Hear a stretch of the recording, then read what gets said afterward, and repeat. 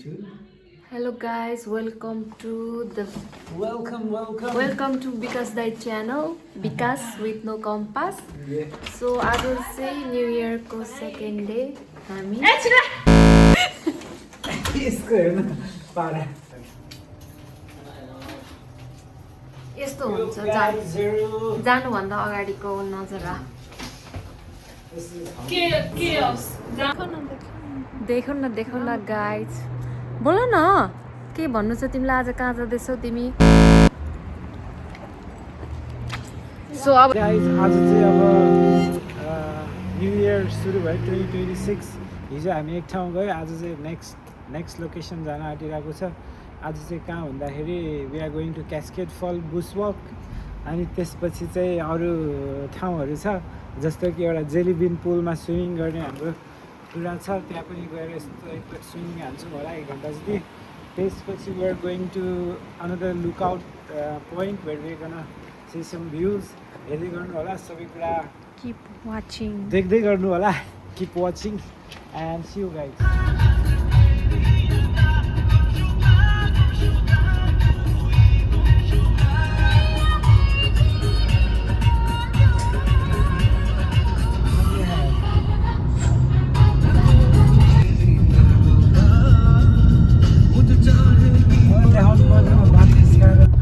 This is Bardoloo Creek Ridge Fire Trail.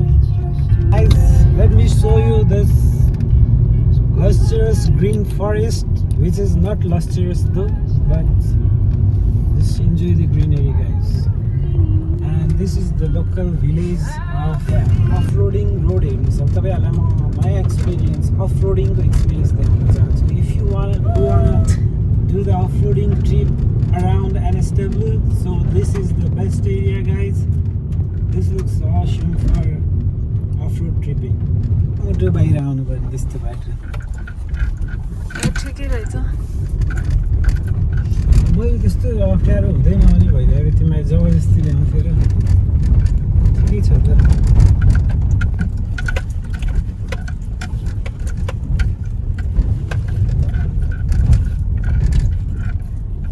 Blue mountain national park आइपुग्यो हामी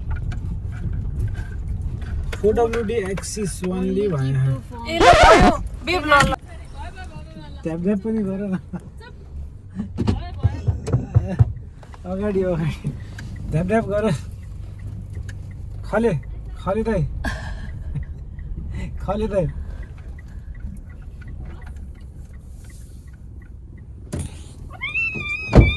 जाम छिटो this is only 4WD axis तपाईँहरू यो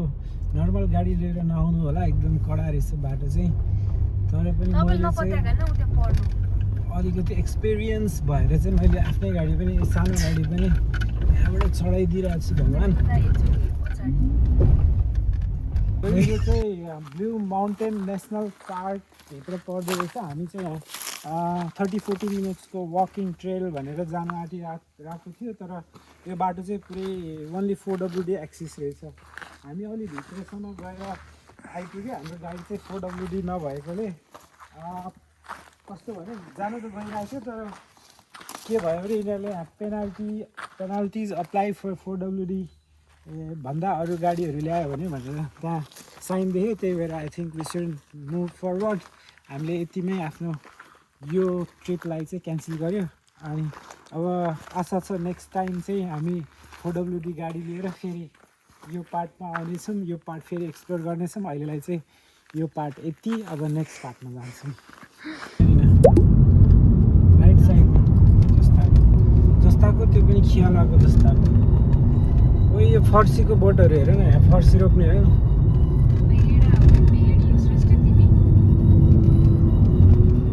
त्यो मकै होइन कर्न भाँचेर लिएर जानु सबै आज ग्रोसरी यतै होला this is पेन्ड्रिथ beach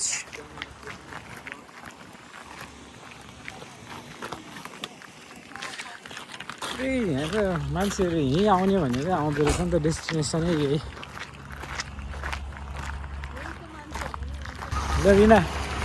welcome to पेन्ड्रिथ बिच कस्तो छ भ्यू गएकै छैन यहाँ चाहिँ आइसक्नु आइसक्रिम खान्छौ आइसक्रिम खाने के छ सफ्ट कर्न के भनेको त्यो यता लुगा चेन्जिङ रुम रहेछ स्विमिङ कस्ट्युम लिएर आएको छ हान्दिने हो क्या कि एकलट हान्छौ एकलट स्विमिङ हान्छौ त यो त बिचै रहेछ नि त लिटरली रिभरको बिच तर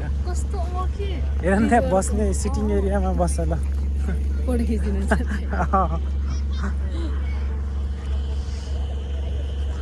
यस्तो दामी रहेछ नि त यहाँ त अर्कै रहेछ नि त कि ओ स्विमिङ गर्न नि मजा रहेछ हौ यहाँ त त्यो छुट्याइदिएको रहेछ कि त्यो यति एरिया बच्चाहरू के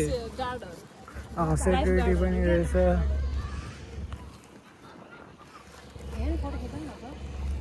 फोटो खिचिदिन्छु नि रोक न Awesome guys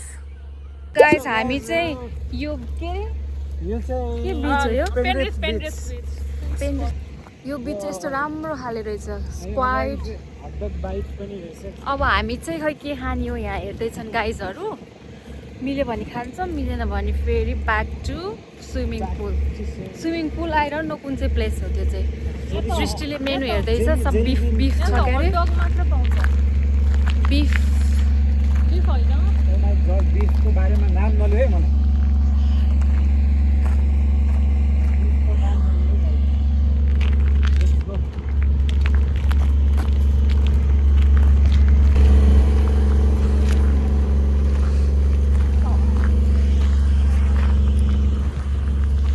केटीहरू चाहिँ आइसक्रिम खान लागिरहेको छ कुन चाहिँ आइसक्रिम खान्छ तिमीहरूले दुईवटा खाने भेल्यौ म चाहिँ त्यसैबाट खान्छु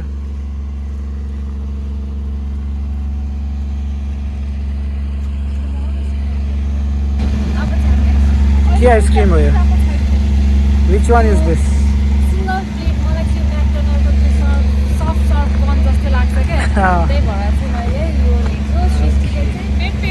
तिमीले के खान्छ पे गर्नु के खान्छ भन न यो ट्रकै पनि पे गरिदिन्छु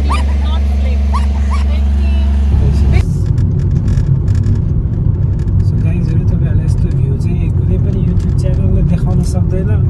एक्सेप्ट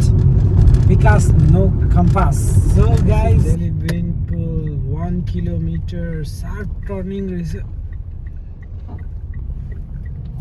माई गड बाटो त आम्मामा धन्दा यहाँ चाहिँ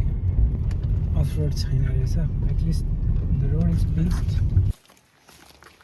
सो जेलिबिङ पुल चाहिँ यो हाम्रो कता भने ब्लू माउन्टेन नेसनल पार्कभित्र पर्दो रहेछ हामी चाहिँ यतातिर पार्किङ गऱ्यो होइन पार्किङको फी चाहिँ लगभग $8 रहेछ त्यो तिरेर भित्र छिरेपछि हामी यो एरो देखाइरहेको छ जेलिबिङ पुल सो यो वेबाट हामी जानुपर्छ लेट्स गो गाइज फलो अनि यहाँबाट तल झर्नुपर्ने रहेछ ढुङ्गाको बिचमा बिङ जस्तो सेपमा स्विमिङ पुलहरू हुन्छ हो यो हाम्रो टवेलहरू ल्याएन बाँध्नु पर्छ गाडीहरू अनि यस्तै ग्राउन्ड भनेर तल झर्नुपर्छ अनि यो वे झर्दै गएपछि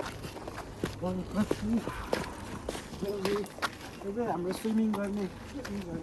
सुनिरहेको थिएँ यो चाहिँ हाम्रो स्विमिङ गर्नेको लागि ड्रेसहरू टवेलहरू लिएर आउन नबिर्सिनु होला यो ठाउँ आउँदाखेरि चाहिँ किनभने त्यहाँ जाने बित्तिकै यु फिल लाइक स्विमिङ अनि रिनाले चाहिँ त्यहाँ भिडियो बनाइरहेको छ लगभग धेरै पनि रहेछ 5 to 10 मिनट्स हिँडेपछि चाहिँ 10 मिनट्स त छैन होला जेलिबिङ पुल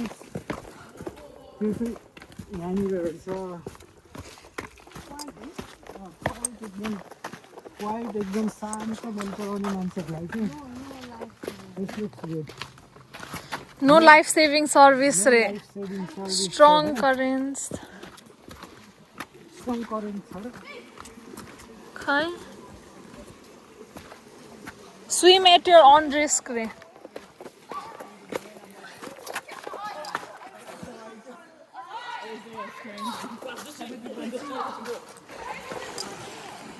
यो चाहिँ जहिले फुल Wow. Oh, yeah.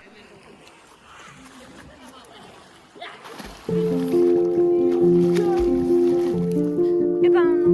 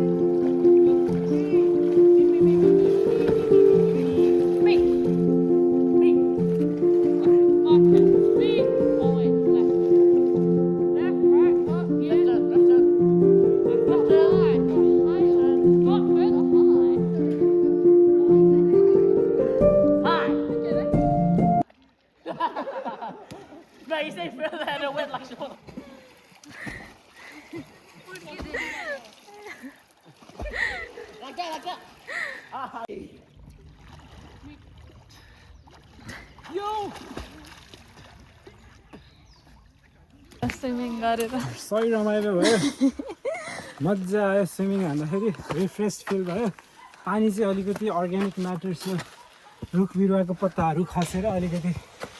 फोहोर हुँदो रहेछ तर त्यो अर्ग्यानिक फोहोर त्यसलाई अलि इग्नोर गर्नुपर्छ त्यही नै हो त्यो ओभरअल एक्सपिरियन्स चाहिँ स्विमिङको overall experience it was good